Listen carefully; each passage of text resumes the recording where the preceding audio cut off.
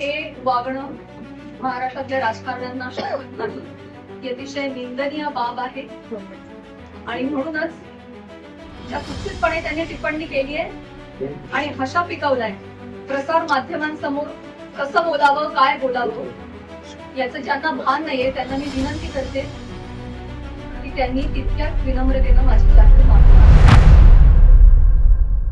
माझं मत असं आहे की मी माफी काही मागणार नाही आणि हा विषय कृपया इलेक्ट्रॉनिक मीडियाला हात जोडून पाया पडून विनंती, संतोष देशमुखच्या खुनाचा जो प्रकार झालेला आहे अतिशय निर्घोणपणे अमानवी आणि अतिशय चुकीच्या पद्धतीने खून केलेला आहे. या खून प्रकरणावरून तुम्ही कोणीकडे बी हिरोईनकडे ढकलू नका. तुम्हाला माझी विनंती आहे. माणूस आमचं गेलंय, ज्याचं जळतंय त्याला कळतं. माझा एक बेसिक प्रश्न आहे सुरेश साहेबांना. तुम्ही एक राजकारणी आहात, आम्ही एक कलाकार आहोत. तुम्ही एका दुसऱ्या राजकारणावर कुठेतरी कुरघोडी करताय, टीका करताय, तुमचं जे काय चालू आहे, तुमचं जे काय चालू आहे लखला, तुम्ही ते करत राहा. या सगळ्यांमध्ये तुम्ही कलाकारांना का भेटता? त्यांनी माझं जे कालचं स्टेटमेंट आहे SP ऑफिसच्या समोरचं ते पुन्हा एकदा रिवाईज करून पाहावं. त्याच्यात ऑब्जेक्शनेबल कुठलेही बाब मी बोललेलो नाही आणि हा संतोष देशमुख यांच्या हत्येपासून हे डायव्हर्ट करण्याचा प्रकार आहे. एका सांस्कृतिक कार्यक्रमामध्ये सत्कार स्वीकारताना काढला गेलेला एक फोटो, ती आमची एकमेव भेट, धन्यवाद हा एकमेव संभाषण, एक शब्द, याच्यावरून एवढी आवाई उठावी, त्याला मी का प्रतिउत्तर देऊ? माझी त्यांची नीटनाटकी ओळखही नाही बरं का. आणि मी फक्त त्यांचा महाराष्ट्राची हास्य जत्रा का काय तो कार्यक्रम पाहत असतो तेवढ्यापुरतं. जर त्यांनी माझा निषेध केला असेल तर मी त्यांचा निषेध म्हणून हास्य जत्रा बघायचं बंद करतो. मी फक्त महिला कलाकारांच्या चारित्र्यावर शिंतोडे नाही उडवत आहात. महिलांच्या कर्तृत्वावर हा तुम्ही प्रश्नचिन्ह उपस्थित करता. बीड जिल्ह्यातील माननीय आमदार श्री सुरेश धस यांनी काल प्रसार माध्यमांशी बोलताना जी काही टिप्पणी केली त्या संदर्भात तीव्र निषेध व्यक्त करण्यासाठी आज मी तुम्हा सगळ्यांसमोर आलेली आहे. काल नाही तर गेले 1.5 महिन्यापासून हा सगळा प्रकार चालू आहे आणि गेले 1.5 महिने अत्यंत शांततेनं मी या सगळ्याला सामोरी जाते. सगळ्या ट्रोलिंगला, सगळ्या निगेटिव्ह कमेंट्सना. आणि ही माझी शांतता, माझी मूकसंमती नाहीये. मी माझ्यासारख्या अनेक महिला कलाकार या सगळ्यांची ही हतबलता आहे. हे शांत राहणं तुम्हा सगळ्यांमुळे कुठे ना कुठेतरी आमच्यावर बेतलेलं आहे. एक व्यक्ती आपल्या कुठल्या तरी रागाच्या भरात, उद्वेगाच्या भरात काहीतरी बरळून जाते, त्यानंतर त्या 2 वाक्यांचा मीडिया 1000 व्हिडिओ करतो, तेवढेच शब्द पकडतो, त्याच्यावर 1000 व्हिडिओज बनतात युट्यूब चॅनल्सवर. मग एका सेलिब्रिटीला त्याच्यावर वक्तव्य करणं भाग पाडलं जातं. मग ती बोलते, मग परत पहिल्या महिलांची अब्रू निघत राहते आणि सगळ्यांचं मनोरंजन होतं. हे होऊ नये, सगळ्या समाज माध्यमांसमोर ही चिखलफेक होऊ नये म्हणून मी यात पडले नाही. मी शांत बसणं हा पर्याय स्वीकारला. या गटारात मी दगड टाकणं योग्य समजलं नाही. ऑल्सो मला असं वाटलं की हा विषय इतका खोटा आहे, ही गोष्ट इतकी धादांत खोटी आहे, त्याला काही बेस नाही.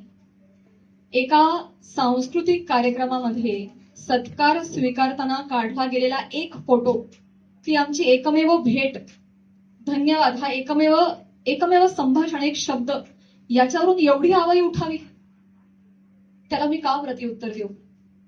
जेव्हा त्या गोष्टीवर मी भाष्य करते 10 लोकांपर्यंतची गोष्टी 1000 लोकांपर्यंत पोहोचतात. ती जर गोष्ट खोटीच असेल तर ती किती काळ टिकणार, त्या गोष्टीला आपण किती महत्व द्यायचं. म्हणून मी त्या गोष्टीकडे दुर्लक्ष केलं. शांत बसणं मी योग्य समजलं आणि याला भरपूर साथ होती ती मी ज्या व्यक्तींबरोबर काम करते, ज्या संचाबरोबर काम करते, माझं कुटुंब, माझा मित्रपरिवार, सगळे आप्तेष्ट, महाराष्ट्रातली जनता, प्रेक्षक, ज्यांचं प्रेम आहे माझ्यावर. कोणीही माझ्यावर एका शब्दानेही कधी शंकेच्या दृष्टिकोनातून पाहिलं नाही, कधीही मला विचारलं देखील नाही. प्रत्येक जण भेटला त्यावेळी हे म्हणाला, प्राजक्ता योग्य करतेस, शांत राहा, धीरानं सामोरी जा. या अशा आवया उठतात आणि निघून जातात, सरपास होतात, तू शांत राहा, धीरानं सामोरी जा. ह्या सगळ्यांचा माझ्यावरचा विश्वास नाही. मी आधी पूर्ण करेन माझं. माईक मध्ये सर्व इको होतो, त्याच्यामुळे तुम्ही फक्त माईक सॉरी फॉर इंटरप्ट.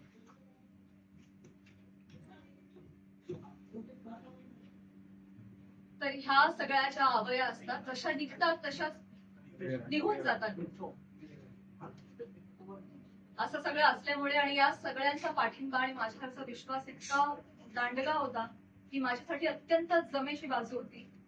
त्यामुळे मला माझ्या चारित्र्यावरचं एक्सप्लेनेशन द्यायला समोर यावं अशी गरजच वाटली.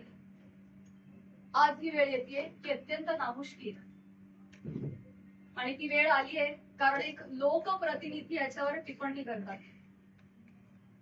एखादी रुमर आहे, रुमरचंही खरं त्याला स्थान नाहीये, पण एखादी असंच उठलेलं वावटळाविषयी जेव्हा लोकप्रतिनिधी, जे लोक ज्यांना आपण जनतेनं निवडून दिलंय, आपले प्रश्न विधिमंडळात जाऊन त्यांनी आपले प्रश्न मांडावेत, आपल्यासाठी न्याय मागावा, आपल्या हक्कांचं रक्षण करावं, आपलं रक्षण करावं, अशी ज्यांच्याकडून आपली अपेक्षा आहे, अशी मंडळी जेव्हा आपल्यावर चिखल फेक करतात तेव्हा ही गोष्ट गांभीर्यानं घेण्याची वाटली मला. आणि म्हणूनच आज मी तुम्हा सगळ्यांसमोर आले. काल जर हे असं बोलले नसते तर मी तशी शांत बसली होते आणि मी याच्यावर कधी कधी भाष्य केलं नसतं. पण काल त्यांनी ते वक्तव्य केल्यामुळे मला आज तुम्हा सगळ्यांसमोर यावं लागलं. कारण जेव्हा एक लोकप्रतिनिधी असतो तो हजारो लाखोंचं नेतृत्व करतो, लाखो जनता त्यांच्या विचारांना फॉलो करते. जेव्हा ते बोलतात तेव्हा त्यांची विचारधारा लाखोंची विचारधारा होते, ते त्या गोष्टींवर कुठेतरी ठसा उमटवतात आणि खरी आहे असं भासवतात, तेव्हा मात्र ही फार गंभीर बाब होऊन जाते. माझा एक बेसिक प्रश्न आहे सुरेश धस साहेबांना. तुम्ही एक राजकारणी आहात, आम्ही एक कलाकार आहोत. तुम्ही एका दुसऱ्या राजकारणावर कुठेतरी कुरघोडी करताय, टीका करताय, तुमचं जे काय चालू आहे, तुमचं जे काय चालू आहे लखला, तुम्ही ते करत राहा. या सगळ्यांमध्ये तुम्ही कलाकारांना का खेचता? आम्हा कलाकारांचा ह्याच्यामध्ये काय संबंध? काय बीडमध्ये काहीतरी कायदा सुव्यवस्थेचा काही प्रश्न निर्माण झालेला आहे, त्याच्यावर भाष्य करत असताना कलाकारांवर गाडी का घसरते? ते इव्हेंट मॅनेजमेंट विषयी काहीतरी सांगत होते की यांच्याकडून शिकावं इव्हेंट मॅनेजमेंट. पण मग महिला कलाकारांचीच का नावं येतात? का परळीला कधीच कोणी पुरुष कलाकार गेला नाही का हो कार्यक्रमाला? त्यांची नावं का नाही येत? इव्हेंटमॅनचं तुम्हाला जर एक उदाहरण द्यायचं आहे तर पुरुष कलाकारांची नावं घ्या ना.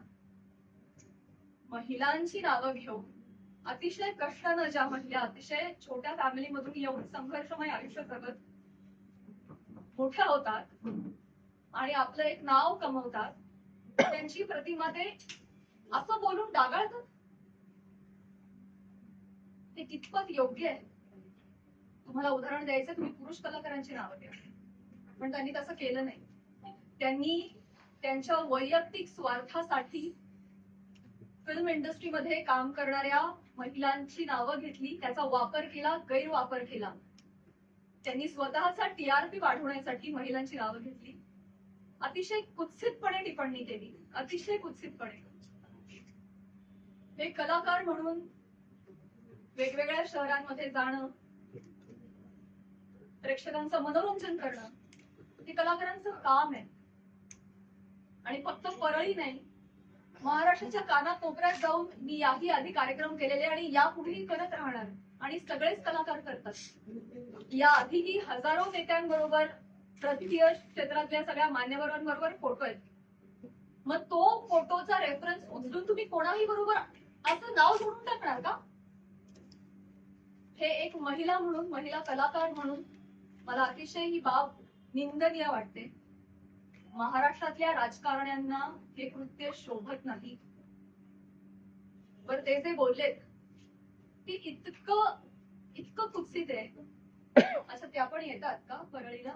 अच्छा अच्छा, कोणाला जर नवा चित्रपट वगैरे करायचा असेल तर परळी पॅटर्न अवलंबावा, त्यांचा जे काय जवळचा पत्ता वगैरे काय म्हणायचंय काय तुम्हाला? तुम्ही फक्त महिला कलाकारांच्या चारित्र्यावर शिंतोडे नाही उडवत आहात, महिलांच्या कर्तृत्वावर सुद्धा तुम्ही प्रश्नचिन्ह उपस्थित करताय का?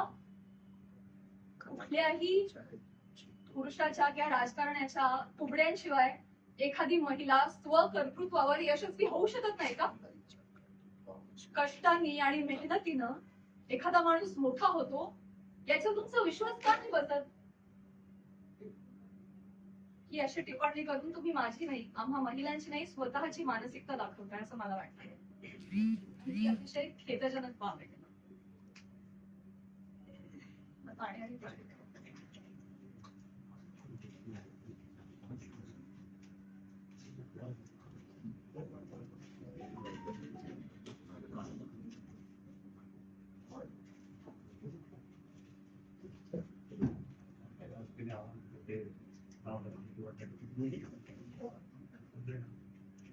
महिलांची अब्रू, स्पेशली फिल्म इंडस्ट्री मधल्या महिलांवर फार सॉफ्ट कॉर्नर, फार सॉफ्ट टार्गेट कोणी यावं, पटकन नावं घेऊन जावं।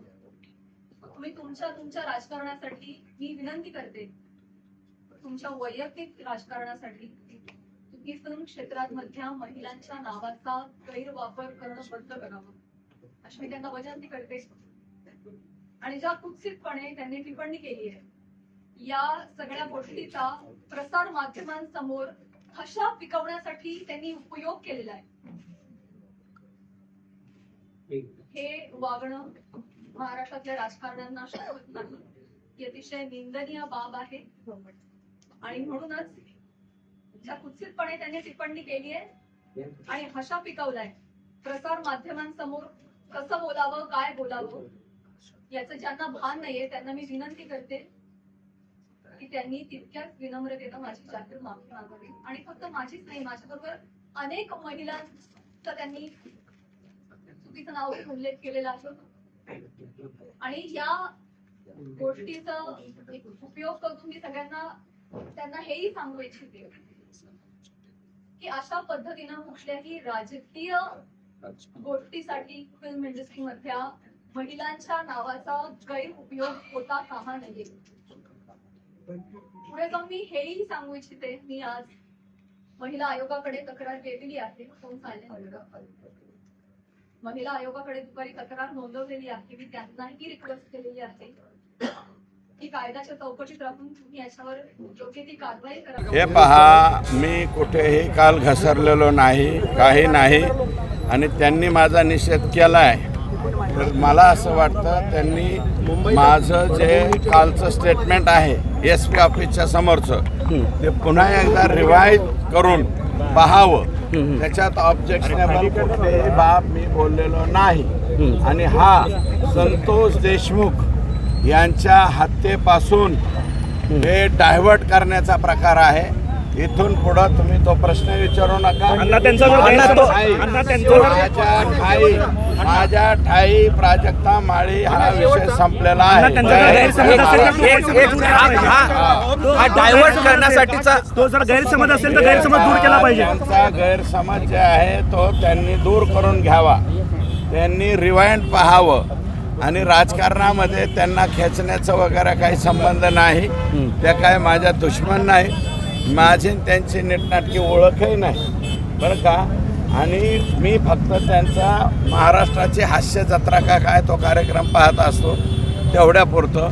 जर त्यांनी माझा निषेध केला असेल तर मी त्यांचा निषेध म्हणून हास्य जत्रा बघायचं बंद करू. पण तुमच्या राजकारणामध्ये त्यांना कसं काय त्यांना पुन्हा एकदा सांगा, म्हणजे त्यांना स्पष्ट होईल की तुम्ही काय बोलला होता, नेमकं काय बोलला ते सांगा. माझं मत असं आहे की मी माफी बिफी काही मागणार नाही आणि हा विषय कृपया इलेक्ट्रॉनिक मीडियाला हात जोडून पाया पडून विनंती, संतोष देशमुखच्या खुनाचा जो प्रकार झालेला आहे अतिशय निर्घोणपणे अमानवी आणि अतिशय चुकीच्या पद्धतीने खून केलेला आहे. या खून प्रकरणावरून तुम्ही कोणीकडे बी हिरोईनकडे ढकलू नका.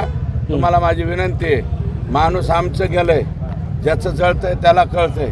लेकरं बाळा बघितलं नाही का तुम्ही एवढले आता कशाला हे आणलंय? आपण सोडून द्या. चला.